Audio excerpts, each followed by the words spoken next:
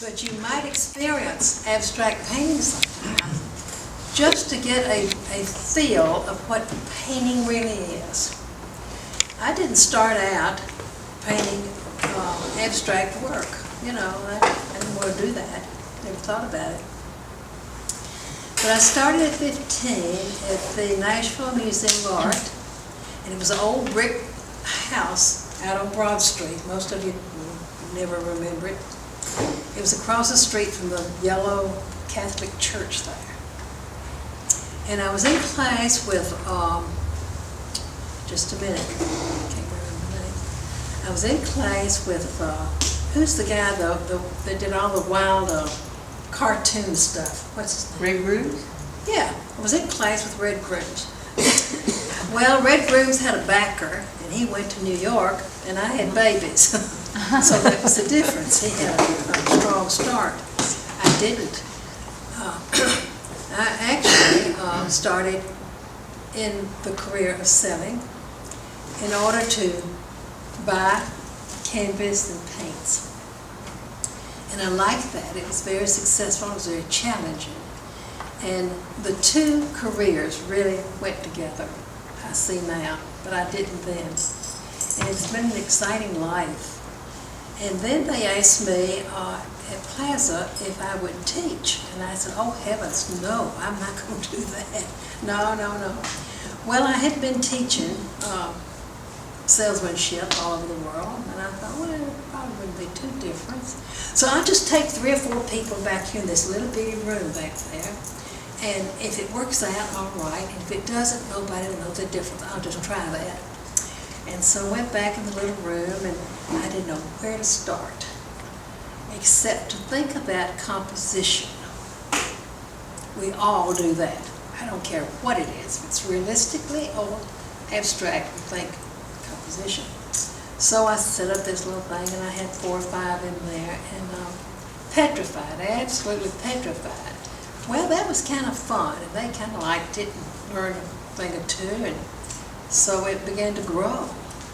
And I thought, I kind of like this, and then I really got into the abstract, like I'm going to share with you in a few minutes. And that was it. And I think I've been teaching down Plaza, I thought 2 or 3 years. And you mentioned how many years? 5 years for me. Yeah, well, it's been about 10 years. So time flies, folks.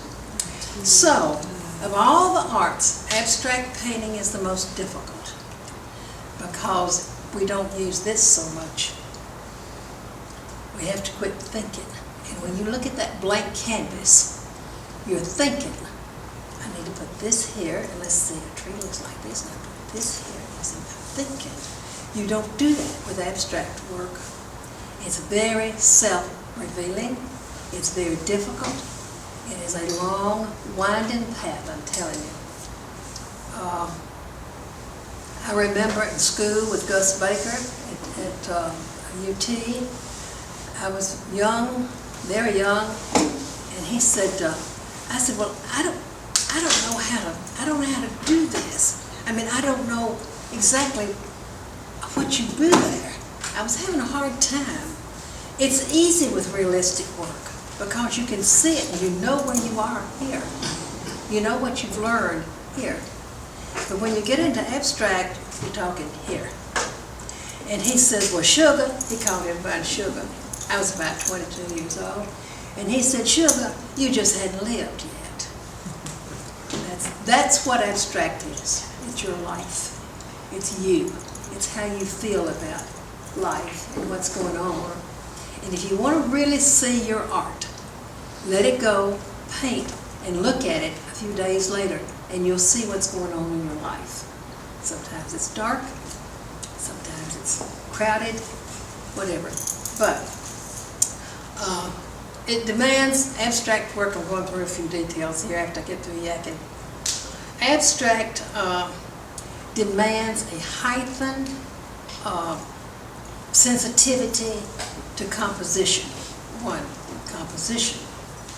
And then also to color. And it's important that you're a poet. Now, I didn't say these words. Kandinsky did. He said it's important that you're a poet and you're have a heightened sensitivity for composition. So some people feel that abstract work is a lot easier, simpler.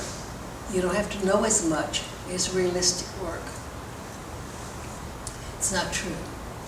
Now, if you're a good realistic painter, you should know abstract. Because a tree is not a tree anymore, it's a line. Landscape is this. Does it have balance? What is the color? Is it moving? What's going on? This goes on with all of your work. I don't care if it's realistic or abstract. So, many representational artists don't know where to start when you get to abstract. We're going to have some questions in a little while. So, what is this process you go through to become an abstract painter? Or do you even want to? But what is the process?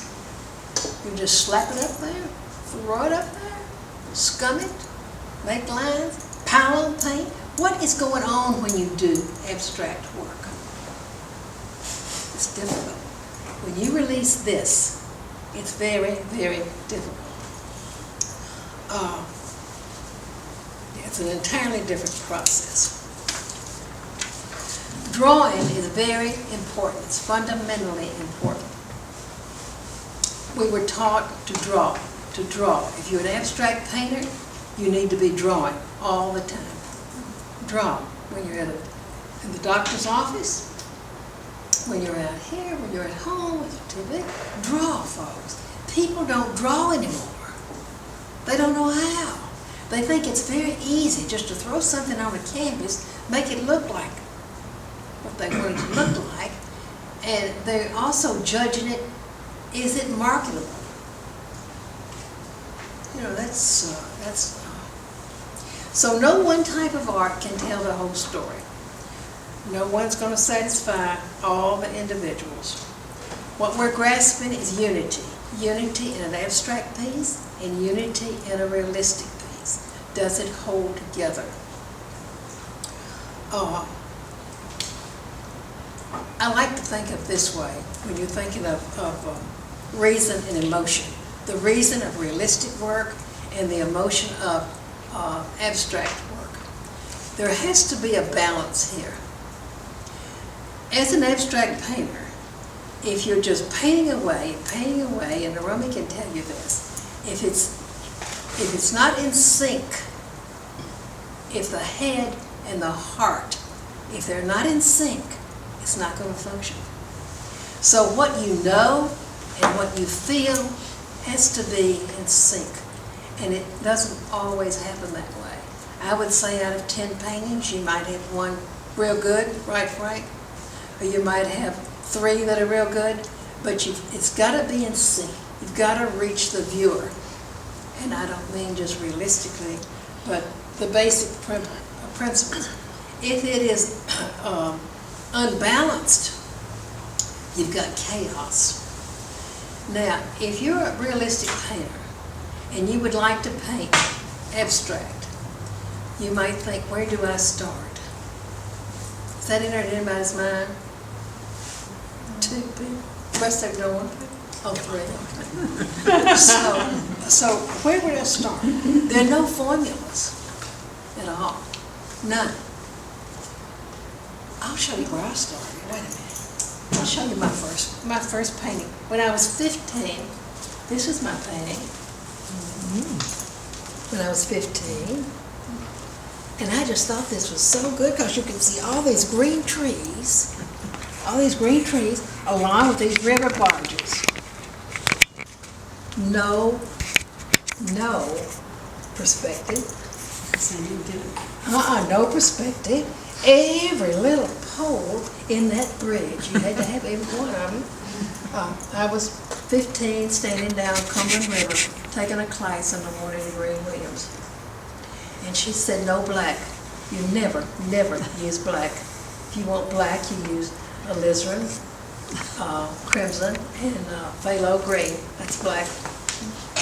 Or you use burnt umber, raw umber, and phthalo blue. That'll make black.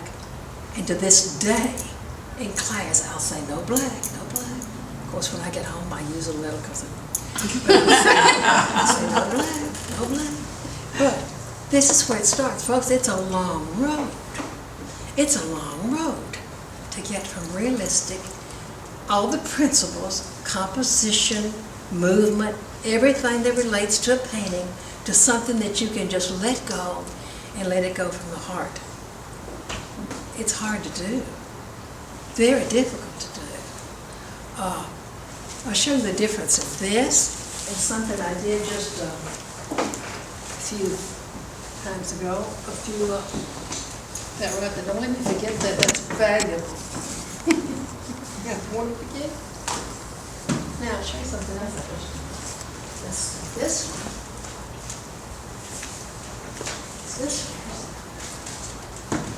one. Now, I brought two to explain how your personal feeling at the moment can relate to a painting. This is very quiet, very sensitive, very simple. I liked this piece. I had no idea when I started what it would be. Now with abstract, you do not determine that I'm going to do this and this with this. With abstract, you paint, and it reveals to you what you feel like and what's happening in your life. It'll tell you what's going on. You don't need to get me, just get the pen. I'm trying. One of these little things right there, that's torn out of you would remember a coupon, a stamp book from World War II. I'm not that old. When you had to have stamps to get sugar, stamps to get anything. Ration. Ration, that's it, thank you, not ration. Ration stamps, those are ration stamps. But anyway, this is a subtle painting. It has movement, it has different types of textures. Just don't worry about it, I'm gonna come back. Now we'll show you this other one. Do you have any questions? Are those actual ration stamps that you have collaged on there? Yeah, Wow. yeah. Blue stuff on there. That's a sometimes. period And piece. is that acrylic? Yeah. All acrylic. I don't work in oil. I think oil is beautiful. It's very rich. But I'm going to tell you, if you're going to work abstract, you can't work in oil. Because you're changing. You make layers and layers. I loved it when it said 6 layers of paint. You just paint and paint and paint. Different things happen. Well, it doesn't dry. First thing you know, you got mud. So I don't paint in oil. Not for this kind of work. So I'll share this other with you. And I brought these simply to show to you the difference in moods and how, if you want to see your work, if you want to see what's happening in your life, paint abstract, because it'll come through. It'll come through. Abstract is value, the darks and lights, where that's happening, the size of them, the intensity of them. Some, you can take a large area here that's just scummed, kind of a neutral, quiet area. And you can take a little spot over here that's brilliant, intense, but they'll balance because this is big and this is small. This is faded and this is intense. Now, this is important to know because when you do realistic work, you don't even think about that. You're thinking about what you see. So, in order to learn the fundamentals, learning all about shapes and movement, intensity, color, all of these things are your art field that you don't have to face every time you face a canvas in realistic work. I mean, it's there. Tree's green. bark's brown. But in abstract work, it's a little different. It's how you feel. Exercises are important to help develop your intuition. So just try some. Get a big canvas. And today I'm not going to paint any realistic work. I'm going to just throw this stuff on here, and I'm going to let it tell me what it needs, because it will. If you'll listen, it'll tell you. Red is power, intensity, anger, strong. Other colors are quiet. The application is important. Some applications are like this. Some applications are soft. I mean, it's all from here, folks. And it's not something you develop or take a class for. It's something you gain with trial and error over a period of 50 years. Right? At least 50.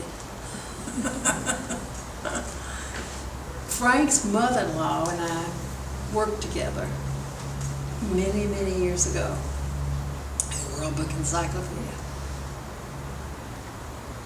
So that was an interesting time. So color, line, different types of line. Lines that are saggy, lines that are smooth, easy, lines that start strong and diminish.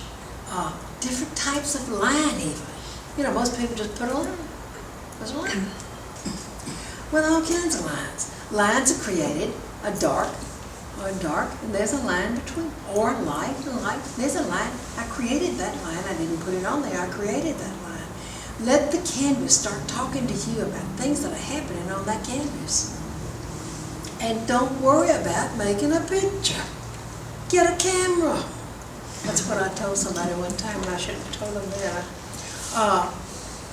But line, thick to thin, light to dark, within a focused area, flowing, jagged, focused. Shapes, different, several little shapes can go intense. Space and positive is the object in its place. You can build atmosphere and energy and emphasis, and make that very important, because suppose you were dressing to go to church, go out, and you put on a hat, jewelry, the belt, some gloves, some more jewelry, and some high heels and textured stockings, and all of this stuff. You're so overdressed they can't even see you. But if you have just a little of this, a little of that, whatever, it'll speak volumes. So watch that in your work. Sometimes it's busy all over. It's too strong all over. There's not enough differential elements in it to give it feeling. Feeling is what we're looking for. Texture. So how does the eye move? And I want to comment just a minute. I hadn't planned on saying this, and I might step on some toes, but I'll tell you at my age, it really doesn't bother me a whole lot. I went to a gallery last week. Do some of you call on galleries? Some of you marketing your work? Some. Are you marketing your work? Let's see. Great. Great. How are you marketing your work? How? How? I'm asking. How are you marketing your work? Normally through galleries or shows or competition shows. This is something. Yeah, competition show. Well, the reason I say that, I went to a gallery a week ago, and I walked in, and I had this little photo. And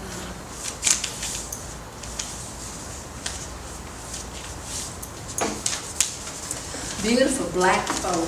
The shine did bring one. And I had my name down here. And when you open the folder, well, this went up, and I had an onion skin here that gave a comment or two about the work, whatever. And then I had a type printed on the side. It's professionally done, but that's not the point. The point is, I handed this to her. Now, this was in another state. We drove several hours to get there. And I handed it to her and I said, I was noticing your gallery, and it's very beautiful. I'm glad to be here. I said, I'm Millie Jarrett, I'm a painter, and I'd like to introduce myself. Oh, she said, something in hand. Now that was a novelty, folks. Because if you've been around a while and you've been marketing art, they can click you off that computer just a split second. You send your work out, you send your work out on the web, send it to a gallery, they can click it just like that. But they don't click this.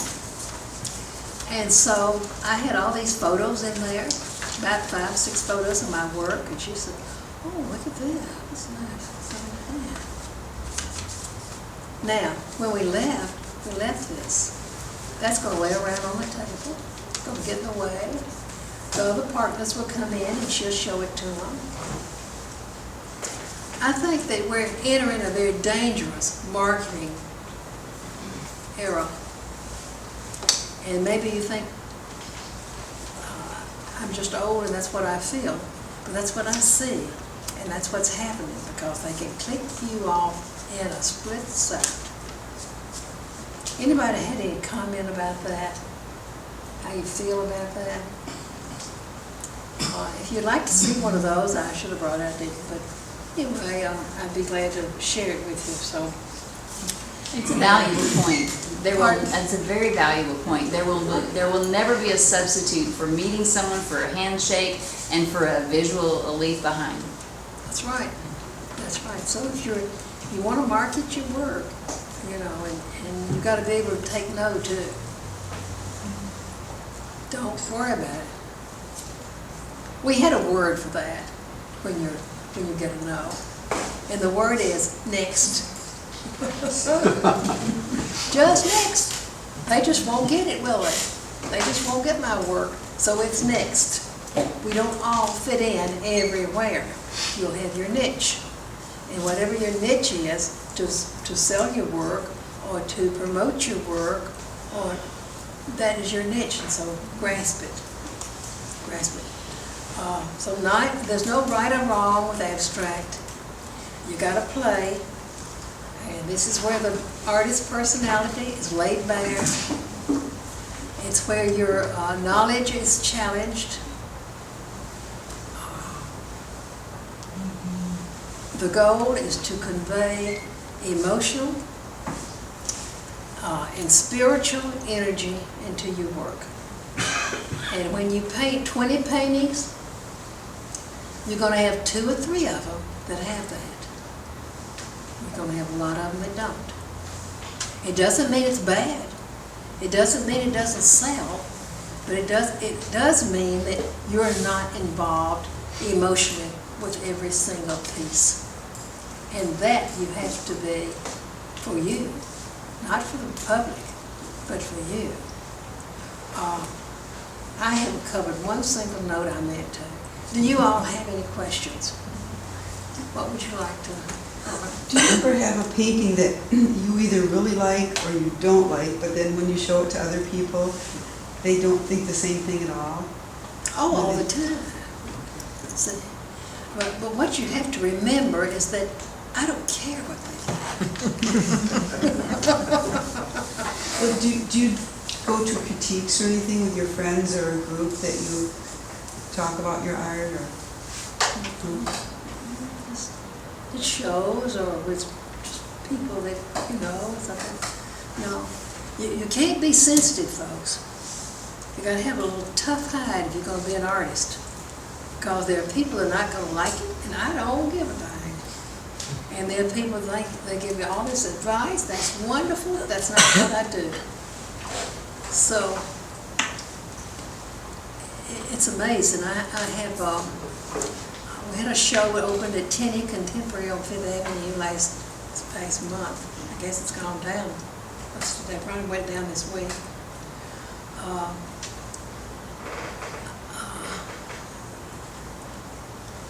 Big. I I mean, I'm talking 12 and 15-foot paintings. Big things. I had two like this, which were little compared to theirs. You know, of course, I had one to sell and they didn't. But that's okay. That doesn't determine if you're good or not. Just somebody liked it on their wall. It went with something, you know. Good question. What other questions you have? Okay. I've got a question. I'm a realist, okay? So I know there's lots of abstract arts in this room. How do you know if you're getting better? How do you know what? Well, like, as a realist, I started about 2 years ago, and I think I've improved a bit, and I can tell by what I paint and what I draw, it's better than it was 2 or 3 years ago. So as an abstract artist, because you're doing all this emotional thing, and it might be only you that can see that, and somebody else couldn't see that. How do you judge if you're improving as an abstract artist? Well, it's just good and bad art. And just because the other person doesn't approve of it doesn't mean it's bad art. No, but you yourself, as an abstract, you yourself personally, Oh, I do know. you decide in all the years you've been painting, do you think you're better now than you was 20 years ago? Oh, I know I am. How do you know? Based on Because what is the what he's painting will asking. tell you. The work will tell you. The work holds together, it moves, it's balanced, it has richer color. Oh, sure, you know, I mean, listen, let me show you. This is how I know. This is how I know. Yeah, but that's not abstract, is it? No, but all good abstract artists better have been a realistic artist, Right, I understand that. because that's big specialists. What else do we use? What else? Roller brayer. Oh, yeah, we use the roller. Okay. A canvas will, sometimes just, oh, yeah. A canvas will just drive you nuts. You've set everything on it and it's not working. Things just aren't working today. It's just not my day. And you take that roller and you mix up some beautiful paint and you start rolling. And then you mix another color and you roll and you roll. You know what the roller does? It releases this. You're not thinking, I've got to make this and do this and put this line and the roller's doing it. And just roll that thing all over. It's amazing what will happen. What was the other question? There's another, Tell them you even paint with a squeegee on a broomstick oh, yeah. handle. Oh, yeah. To really get people to stop thinking. Yeah, anti-troubles that, you know. I have, when I really get hung up on a piece, sometimes I leave it on the floor, and there's a squeegee, you know, that you wash the windows with. And I take that to a broom handle. And I throw that thing, a big canvas on that floor, and I throw that paint all over it. I want something warm and something cool and something dark and something light, and I don't care. And then you start using that squeegee, and you just play with it, play with it. It's amazing what happens, folks. It's amazing what will happen when you quit thinking. Listen, if it took a mind to do this, I wouldn't be here. You don't think. You let it dictate to you. The painting will dictate to you what to do if you'll watch it, if you'll read it. You know, what's it saying to you? Has this been challenging enough that you would want to try abstract work? Okay. You've got a class coming up, starting. Do you have any room? Not in In the next one? Not in this one. Not in this one, or the next one either. If they survive, we get too tough in there, but they survive, they do very well. Any other questions? You just have to experiment. Get you a big canvas and a big broom handle. A lot of acrylic paint and spray it, keep that water bottle going. They'll come into class and they'll have a water bottle and they'll be about like this, it's kind of spray makeup on them. I said, get a water bottle.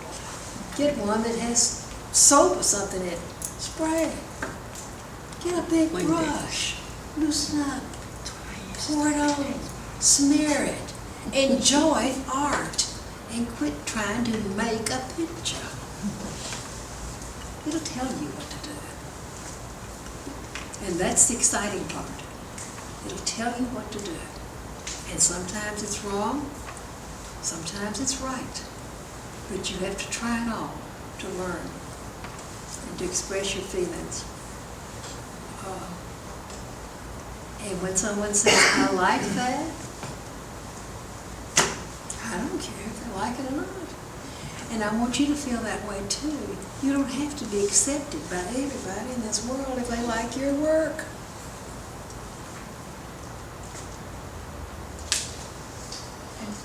It's called an older self-image. Okay, what else? You have any other questions? I have a question.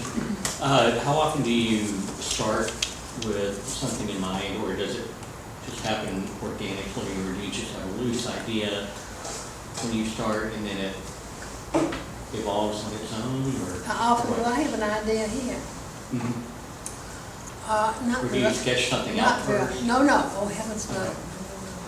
Not very, I never have much help. Okay. That's the truth. Usually this is the way I approach one. I want to do this piece, I want this piece to be exciting. I want it to have a lot of contrast. And that's about it. Or I might want this piece to be peaceful and quiet. I don't use the head a lot, because whatever that piece is going to be comes from the way I'm feeling. The one that they just took down at tennis, I'd been through all my artwork, a bin, I'll tell you this quickly. Through this bin, and I had pulled several of the best pieces I thought I had to take down there. Well, about 3 days before they were due down there, I went out one night and I had a kind of exciting evening, and I just went out there to paint. I just had to paint, and I didn't care what, and I wasn't thinking at all. I had this right here, and I put that canvas up, and I didn't care if that was right or wrong, and I slept. So when they had the show, the guy came out to pick the final ones. He said, my goodness, he said, I really love this. And I thought, I knew why. It had all those emotions in it. Folks, I'm not trying to change you from a realistic painter to an abstract painter. But I think if you're going to do strong work, I don't care what it is, you need to have that energy, that determination, that within you to express that. It's called expressionistic. And when these painters, de Kooning and Kandinsky and all these guys came over here upset with World War II and all this from later, the ones that came, the German painters, they had a story to tell. They had an emotion to share. And that's why their work is still living today. It's not some of it good work. Oh, it's dark. It's, man, how? But it's them. It was their story. And you have a story. And that's what I try to do in my classes. Each one there has a story. They have a life. And I want them to quit making paintings and start expressing how they feel in life. Frank, has your work changed since you have a new heart? Has it? Yes. Well, it's always changing. Yeah, but It's I'm always saying, evolving. when you go through this traumatic part of living, it's gonna affect your art. It affects everything. So, when Gus Baker said to me that day, "Sugar, you just ain't lived yet." I was about 20 years old and I had. So, you don't have to get old to do it, but it helps. Any other questions? I've kept you too long, but I've tried to share with you what abstract really is. It's heart, no hard rules, it's compositional rules. So if there are any other questions, I'd be glad to try to answer them. Well, I like your comment about, you've got your brochure and they don't like it. The next thing you can say is, next. That's right. It is. Yeah, I like that. She said, "My." And the reason I think, listen, you get on that computer, I'm old, I'm not gonna mark it on that computer. But you send it to a gallery, oh yeah. I'll show that to somebody else. Click. They're through with you in 30 seconds. But when they've got something in hand and you're standing in front of them and there's a painting, honey, they're not gonna kick you out the door. If anybody disagrees with that, well, it's just because you're young. It's been my pleasure. I've rattled a lot, but I hope that I tried to share with you what abstract work really is. Thank you so Thank you, much. Millie.